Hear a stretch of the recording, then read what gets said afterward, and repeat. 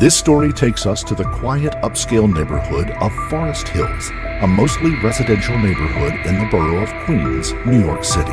With its tree-lined streets and Tudor-style homes, sweet shops and old-school Italian pizza parlors, Forest Hills is often thought of as a neighborhood reminiscent of days gone by.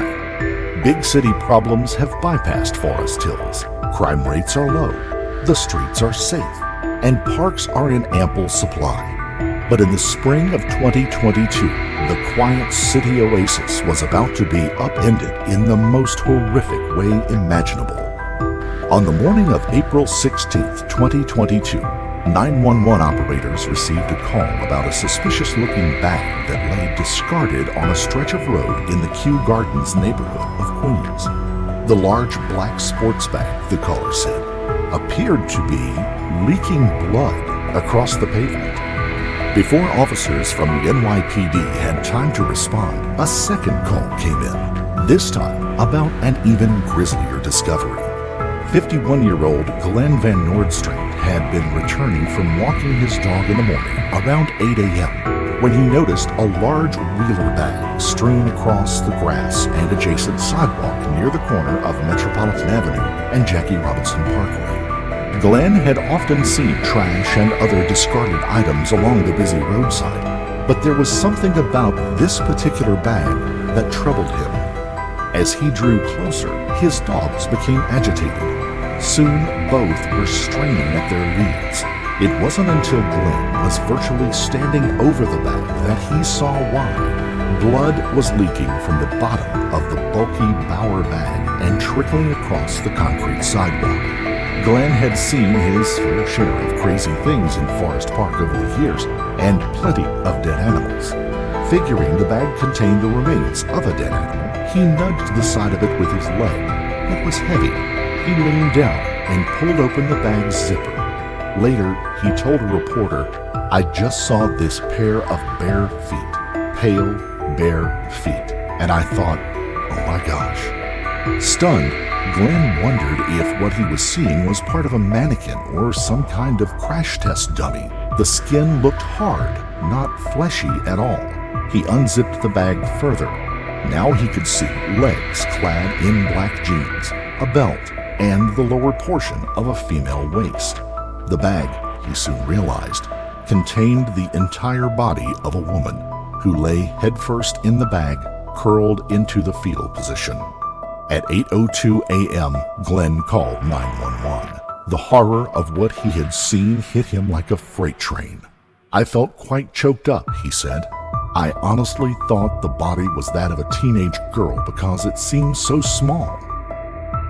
Emergency services soon surrounded the scene. The NYPD were familiar with this stretch of road. In recent years, several bodies had been dumped at this secluded spot. Like many others, this victim's body had no form of ID and no way of knowing who she was. Only Glenn was about to change that. He crossed over Metropolitan Avenue and noticed another streak of blood. Glenn alerted police. Soon they had uncovered an entire trail of blood that extended a half a mile or 9 blocks, all the way from the location of the blood-soaked duffel bag through the leafy streets of Forest Hills and right to the side door of a $2 million home on Juneau Street. Outside the house at 7224 Juneau Street, a squad of officers from the NYPD prepared to make an emergency entry into the house.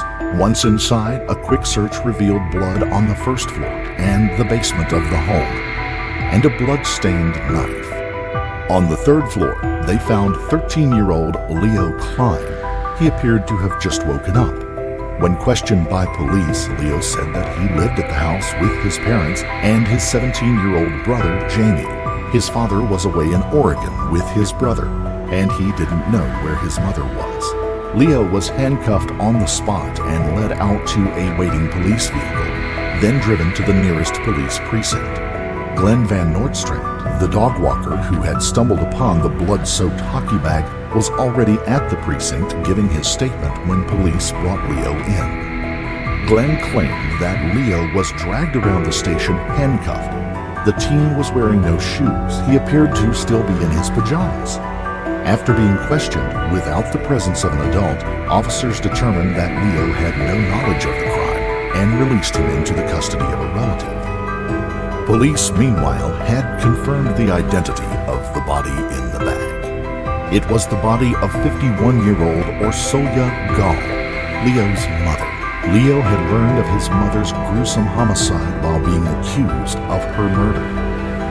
A forensic examination of Orsolya's body revealed that her throat had been cut. She had suffered 58 stab wounds to her torso, neck, and arms, and defensive wounds to her palms and fingers.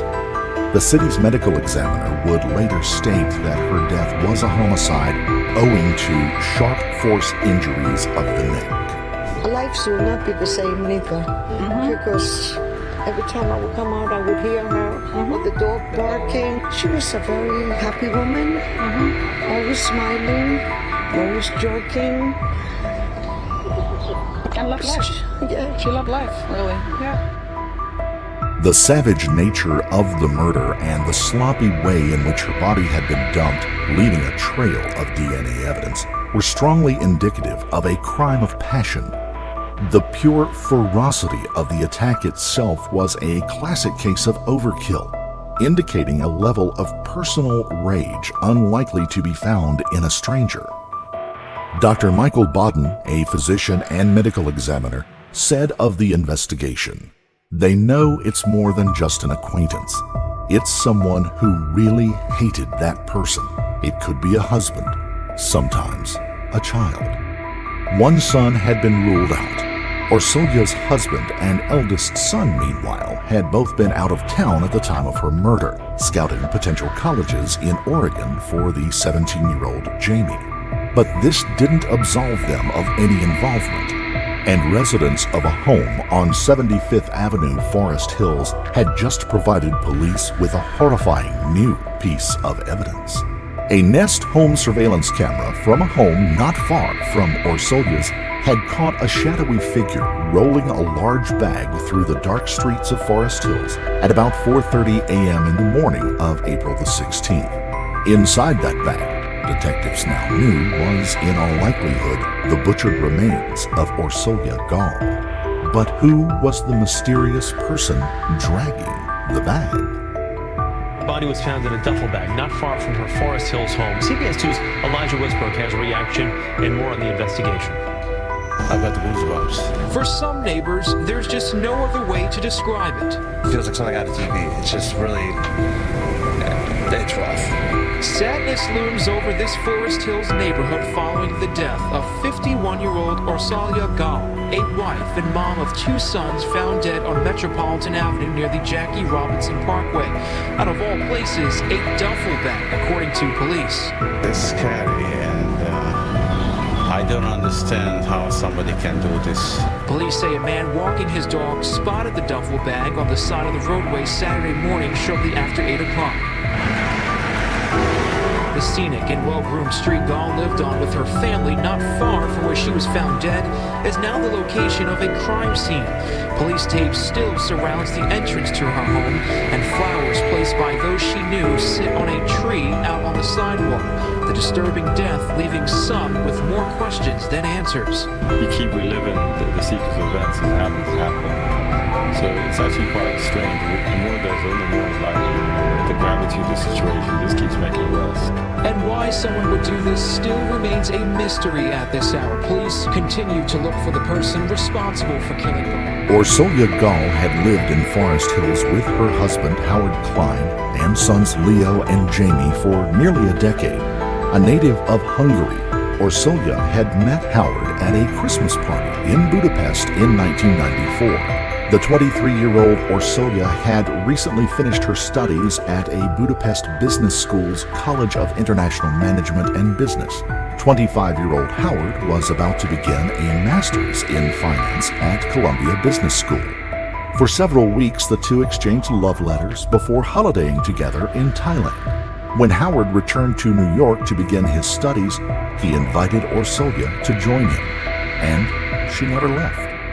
Howard had gone on to found a successful boutique capital markets advisory firm. Orsolya had worked for several years in Manhattan before putting her career on hold to raise the couple's 2 sons. On August 2, 2012, the family had moved into their 5-bedroom home in Forest Hills. Friends and family described Orsolya as someone who loved life. She was sociable and extremely friendly, people said. Someone who was always smiling, joking, and ready for a laugh or a chat. She was an avid traveler. Orsolya's Facebook profile overflows with photos from family trips to Paris, China, and Tokyo. But her greatest joy in life came from her sons, her friends said, with whom she was attentive and loving. From the outside at least, Orsolya appeared to be the perfect picture of a happily married mother. But the outside, as we all know, is never the whole picture. When police confirmed in the press that Orsolya's husband and son were persons of interest, all eyes turned to Orsolya's husband. Howard Klein had been on the other side of the country with their eldest son Jamie at the time of Orsolya's murder, purportedly checking out potential colleges before his upcoming graduation. On the morning of Friday, April 15th, Howard had posted on his Twitter account that they had arrived in Portland at 1:36 a.m. Oregon time on April 16th. Howard posted another, now deleted, tweet saying that they were on their way home to New York. The early flight seemed to be in response to a harrowing message Howard had received from his wife's phone in the early hours of that morning. The message read, "Your wife sent me to jail some years ago when we were living near Austin Street in Forest Hills. I'm back. Don't call the police, or I will kill your family." Soon afterwards, Howard would receive a call from police that his wife's butchered body had been found near Forest Park. In the meantime, he would reportedly tell the Post newspaper that there were concerns for his family's safety, and they were at risk. Huh? You're a post? What are you doing? Seriously, what are you doing? Why you fucking? Why is what You're not taking my gun. Yeah, I want to see your film. You can see my gun. I want to see it. I want to You can't touch me. If you touch me, I'm gonna call the police. If you touch me, I'm gonna call the police. My name is Robert. Howard's every move now came under intense scrutiny. Social commentators, including Nancy Grace, piled on with questions over his Twitter posts. They stuck out as unusual, she said, and smacked of someone trying to prove they had an alibi. As for the message from his wife's phone, it had a John Benet Ramsey vibe, she said. A cliched threat that sounded like something from a bad film. And what kind of murderer would take the time to send a text? Also against him was the fact that there were no signs of forced entry at the house. Orsolya must have known her killer, or that person had used a spare key, commonly known to be hidden in the barbecue on the property. The killer, it seemed, had also been in the house for hours, another factor that pointed towards the killing being someone who knew Orsolya well, or was a member of the family even. And there was something else strange too. Orsolya had been reported missing by her husband once before after going for a midnight stroll. Howard had called 911 to report his wife missing at around 7:21 a.m. on May the 29th, 2020. But he called back 30 minutes later to say that she had been found. The incident echoed an earlier and equally strange occurrence in 2004, when her son had been reported missing at the age of 10 months, also by Howard. Meanwhile, police were combing through phone records, surveillance videos, and receipts from the places Orsolya had visited that night, trying to piece together her final movements in the hours before her death. Orsolya had told neighbors on Friday, April 15th, that she was heading into Manhattan that evening to see an opera at the Lincoln Center with some friends.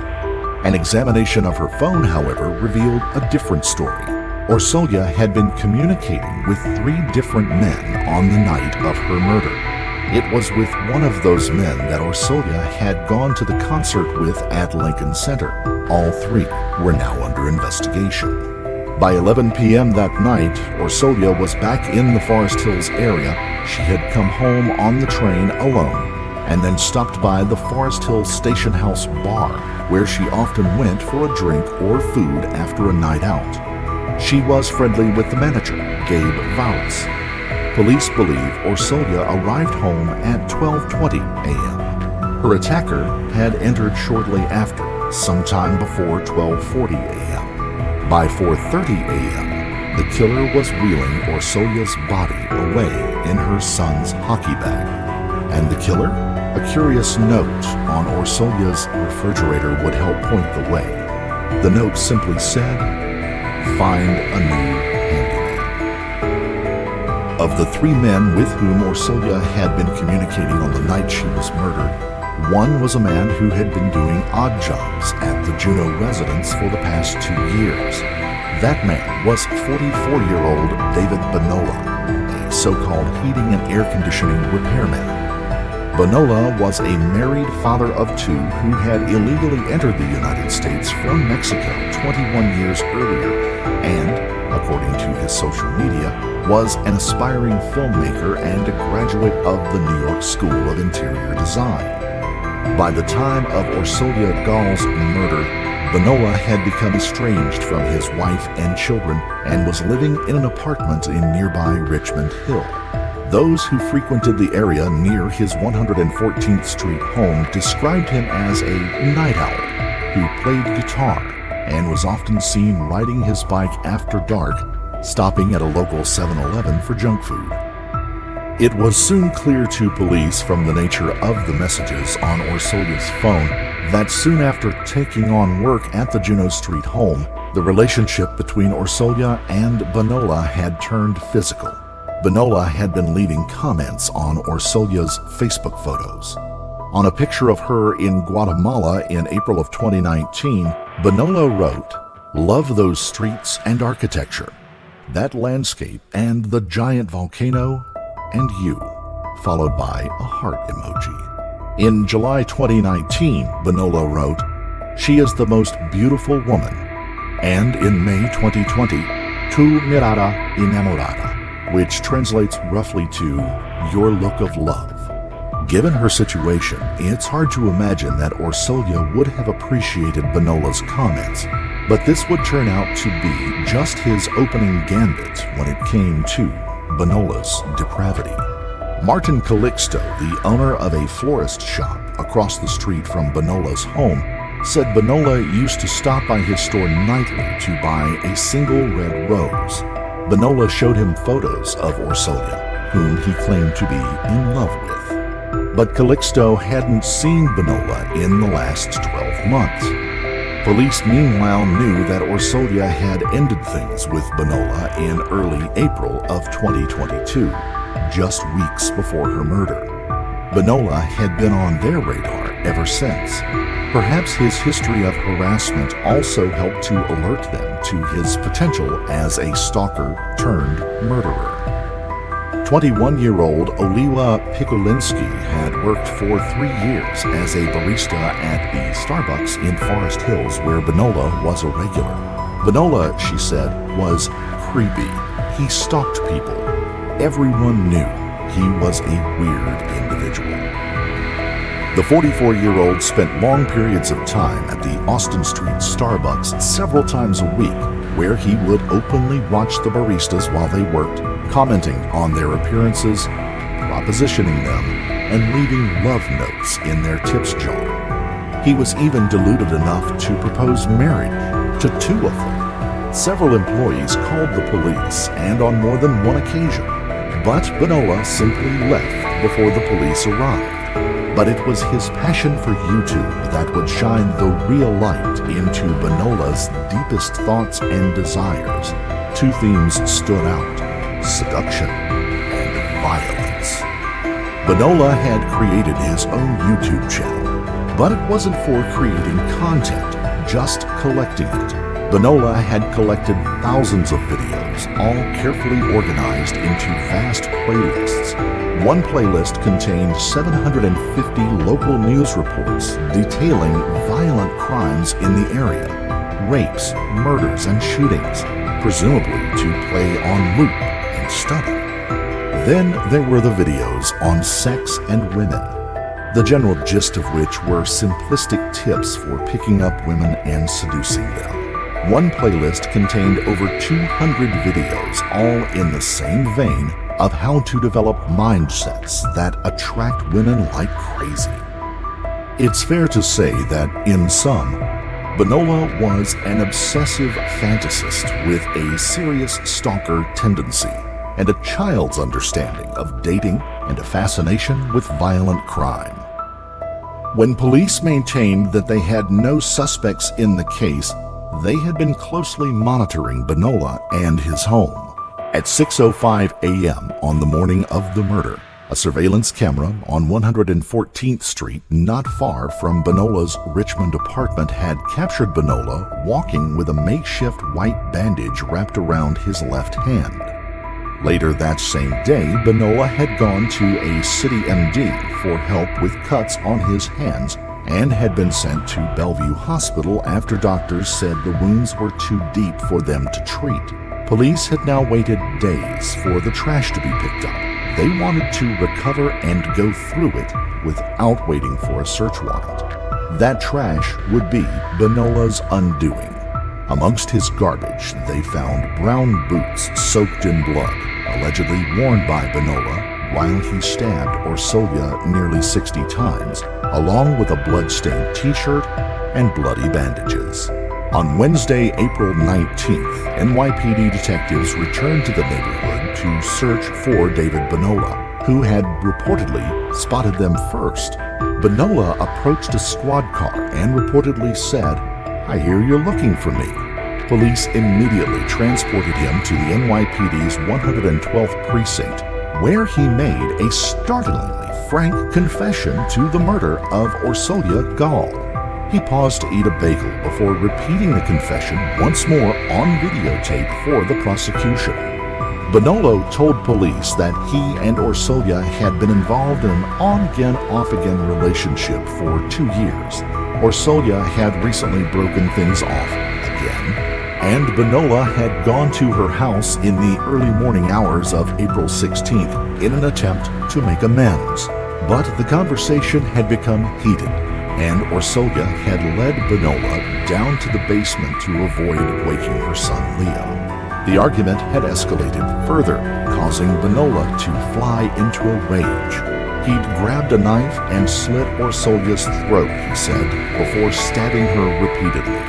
Then, not wanting her son to discover his mother's slain body, he placed the body in the boy's hockey bag, eventually dumping it outside in Forest Park.